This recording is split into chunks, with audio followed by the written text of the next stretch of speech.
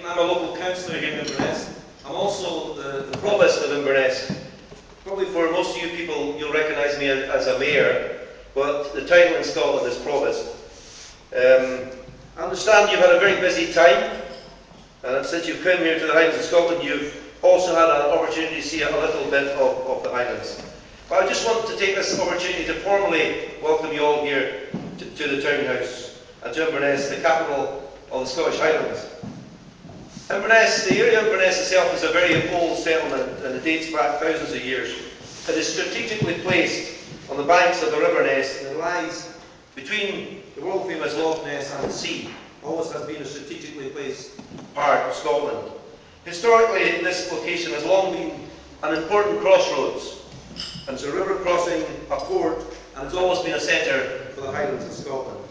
Over the last 50 years, Inverness has grown in size, and for a number of years it was the fastest growing location in Europe. It was created a city in the year 2000 and recognition of its importance as a city region. Inverness has a very strong interdependency with the Highland hinterland, hopefully some of you will see, and it serves as an administration centre for the local government. It's a major centre for health service and it has the largest hospital which serves the Highlands, not only the Highlands of Scotland, but also the Highlands of Scotland. Inverness is also the headquarters for the police, headquarters for fire service, and is a key transport hub for road, rail, air and sea. So it's a strategically important place for the whole of the Highlands of Scotland. As a city region, our environment is of critical importance to us.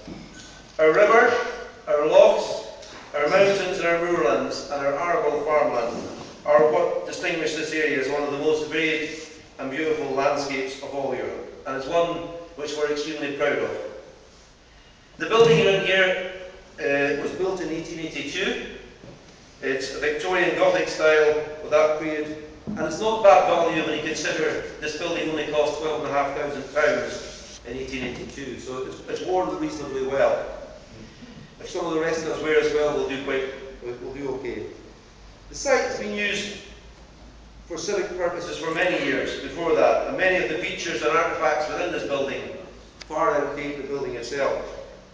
Over the years, many significant and famous events have taken place within these walls, the most significant of which was the only meeting of the British Cabinet to take place outside the Cabinet Room in London, and it took place in the room you met in earlier, where you all enjoyed your drink. That's where the Prime Minister at the time, Lloyd George, and his cabinet, also a member of that cabinet was Winston Churchill.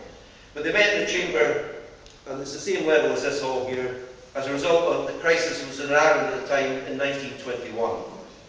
And the decision was made through that chamber, where you relaxed and had your glass of wine, to have the solution which now is in Ireland for a north-south divide at that time. Many of you here have a long history of working in the European arena. In that case, you will fully understand the much valuable work that is done within the debating chamber and the networking opportunities afforded by such gatherings as we have here tonight. It's really important that not only do you work during the day, but you relax and enjoy yourselves and have some networking later. So these gatherings are extremely important because they provide an excellent opportunity and a vehicle for continuing the debate and discussions and an exchange of views and experiences. So I trust this evening you'll be able to do that and enjoy yourselves.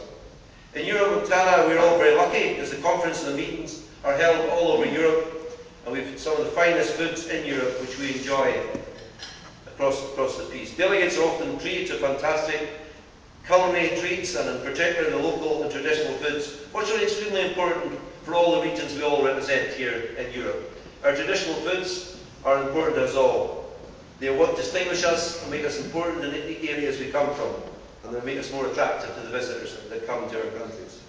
So the focus on foods that Euromontana has developed is highly justified and important for us all. The mountain areas and their communities have provided Europe with some excellent examples of quality food products. Often these products have become world famous foods in their own rights. Household names and brands, the sought by your customers around the world. At the same time, many mountain areas are famed for their basic and no-fuss approach to food, simplistic dishes that rely on magnificent taste of homegrown products, basic homegrown products. The raw materials themselves are what makes the food and distinguish the foods. And they don't need too many gimmicks of foods. So tonight you'll enjoy some basic, very good food, and we hope that the food team is here in Inverness, you'll enjoy them. We've prepared a meal for you based on locally sourced ingredients and inspired by traditional recipes. That will inspire and your continues the debate here, and you'll enjoy the food along with that. So we hope that will insist in delivering a sustained tourism policy right across Europe, based on the quality of the area you enjoy and the food that goes along with it. I just want to wish you all best wishes for your conference. Do enjoy yourselves.